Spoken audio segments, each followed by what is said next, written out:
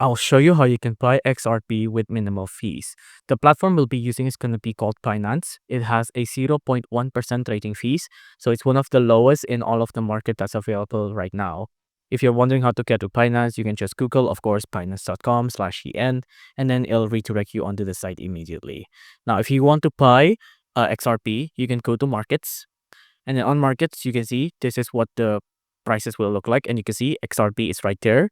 You can click on this if you'd like to see how the prices are. You see on the prices, it's like this. And then you can buy XRP here. So if you want to buy XRP, so for example, I want to buy around 100 XRP, you will spend around 299 US dollars. You can see, you can also change the currency if you'd like, but this is the XRP prices right now.